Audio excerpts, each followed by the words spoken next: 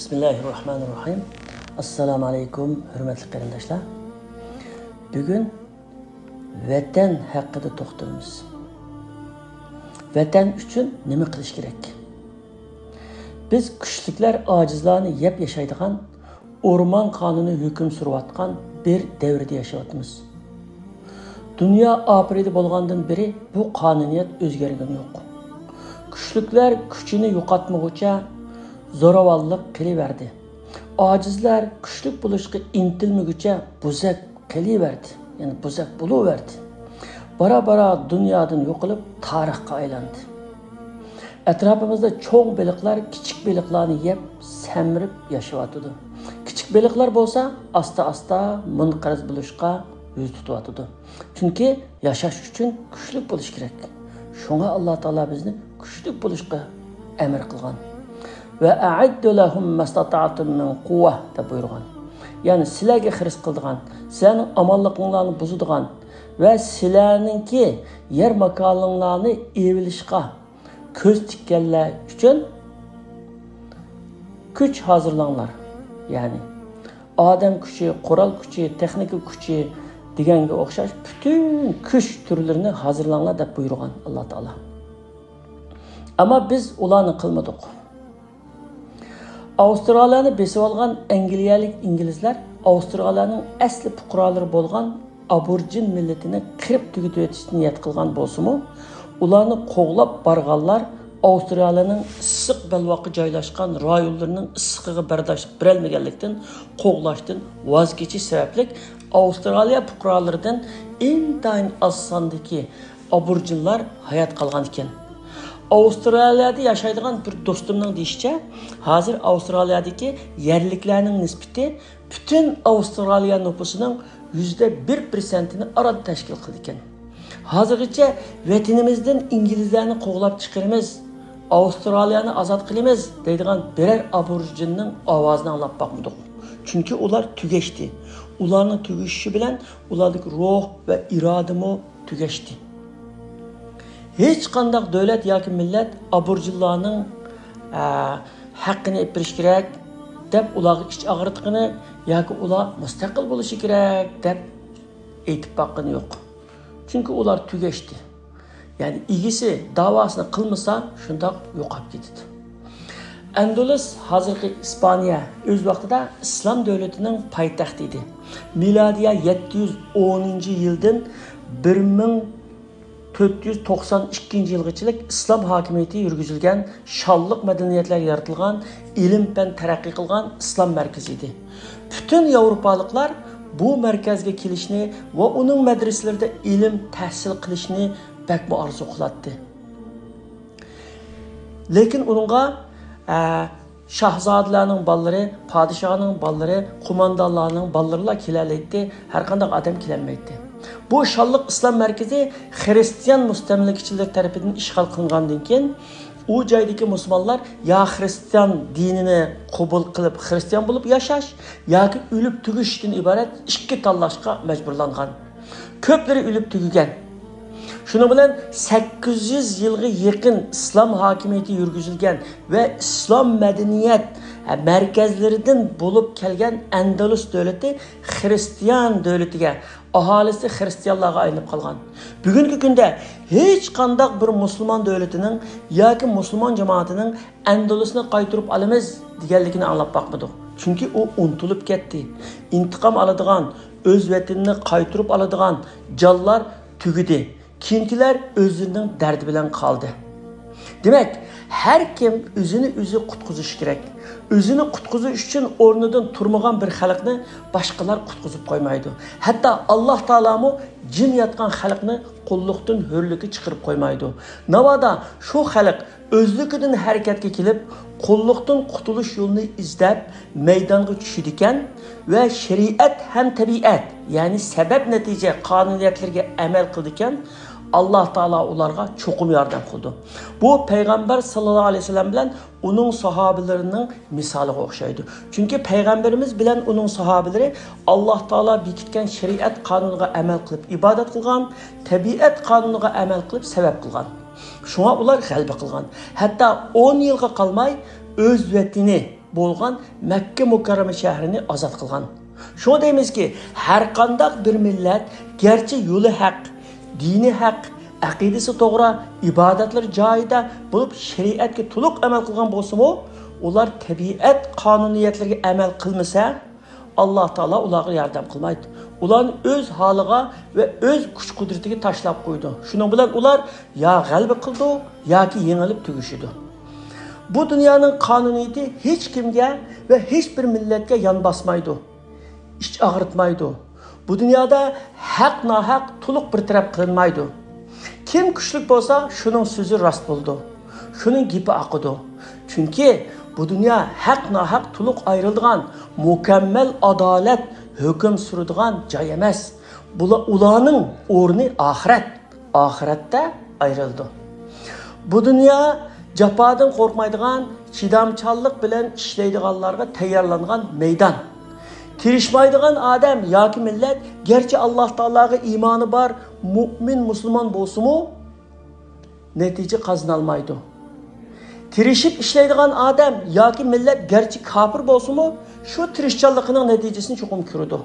Alloh taolo Qur'on Karimda va allaysa lil insani illa ma sa'a. Inson faqat tirishchanligining natijasini ko'radi degan so'zida inson kelimesini qo'llangan. Mu'min insan yoki kafir insan demagan. Shunga qandaq millat yoki inson bo'lishini qat'iy nazar bu dunyoda faqat ishlagan ishlaydi. İşlamagan ishlamaydi.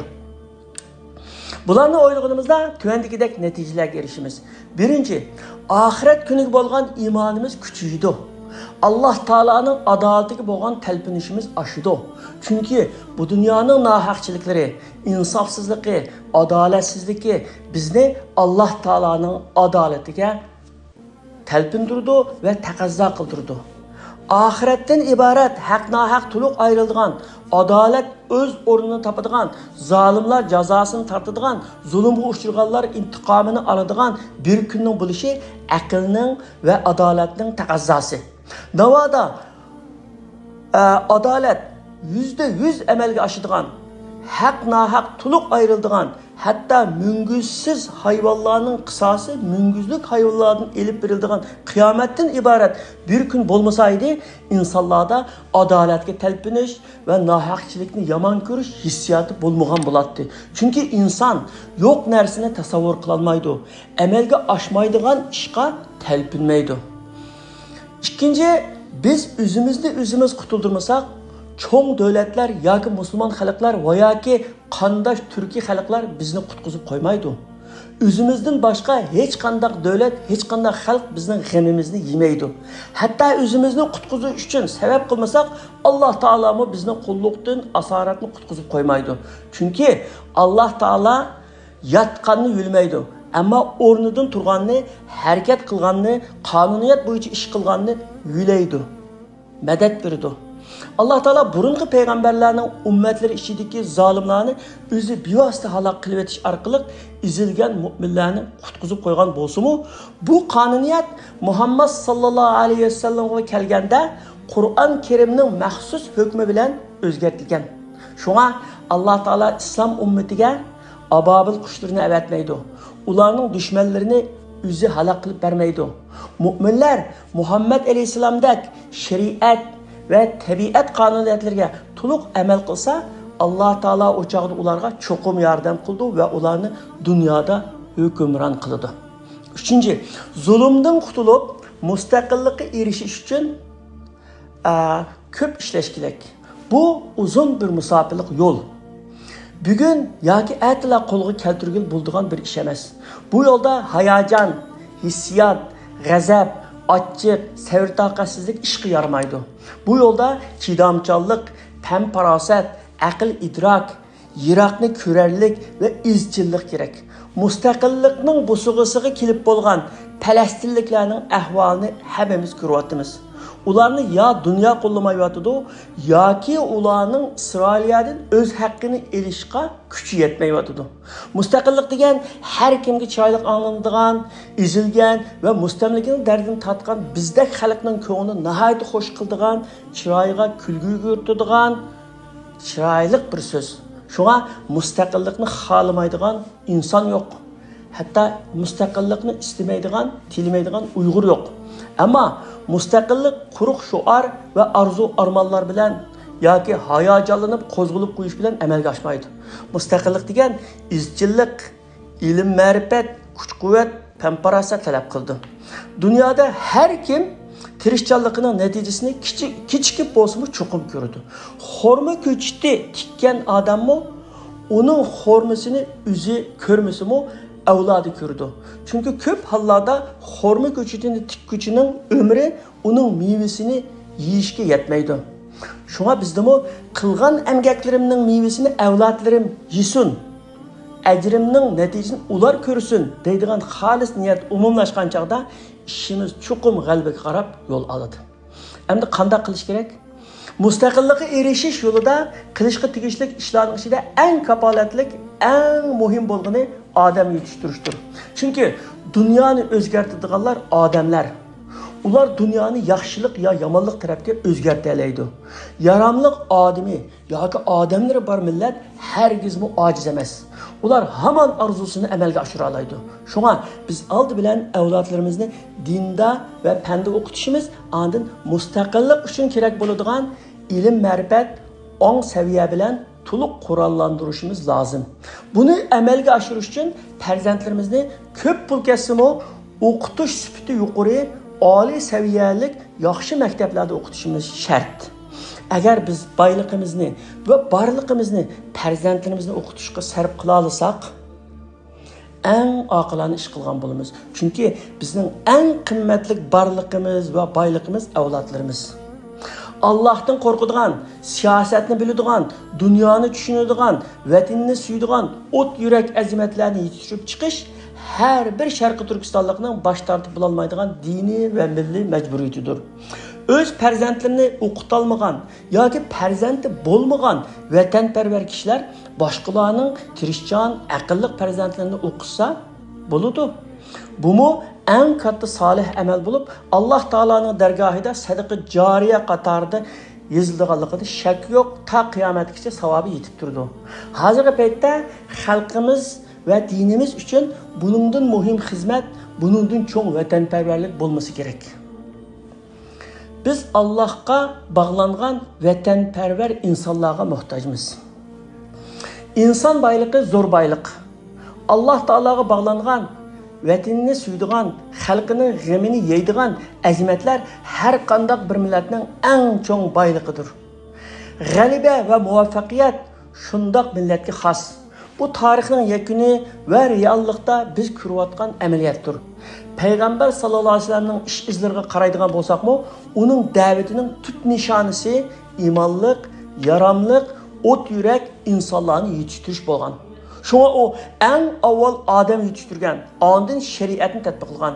Islomning dastlabki chog'larida alohida katta xizmatlarni ko'rsatgan sahobalarning to'lisi yoshlar bo'lib, payg'ambar sallallohu alayhi vasallamning qo'lida tarbiyalangan oshu azimatlar dunyoni o'zgartdi.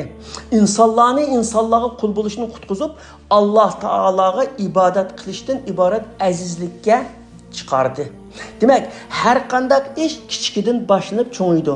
Mustaqillik uchun besilgan her bir qadamni hargiz oddiy sanamaslik, to'xtab qolmaslik va izchillikni qo'ldan bermaslik kerak.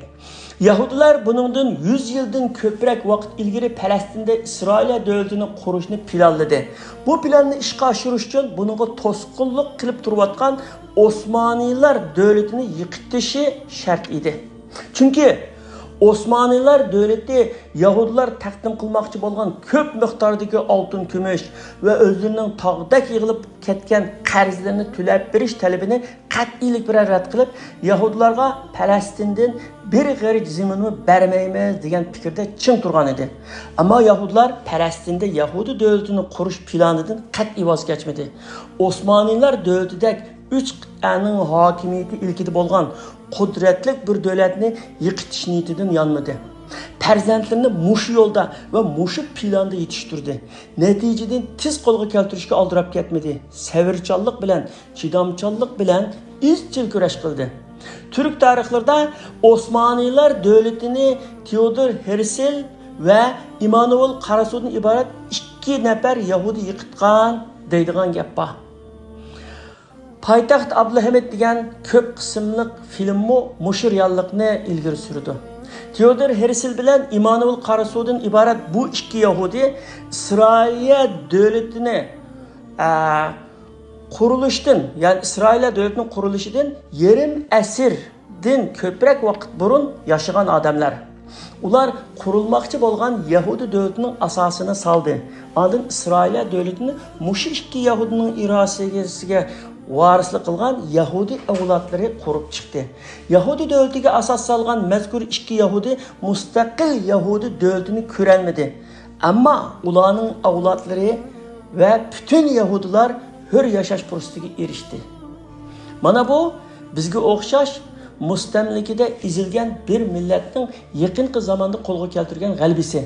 G'alaba shunday planli holda izchil ishlash, harmay talmay kurash qilish, avlodlarni shu yo'lda yetishtirish, qilgan emgaklarimning natijasini men ko'rolmasam qandoq bo'ladi demay, natijani avlodlarim ko'rsin, xalqim hur erkin yaşasın, men ularning parlaq kelajagi uchun ishlay deydigan izgu niyat va fidokorlik bilan qo'lga keldi. Alloh taolo bizni mushundaq yaxshi ishlarga muyassar qilg'ay. Amin.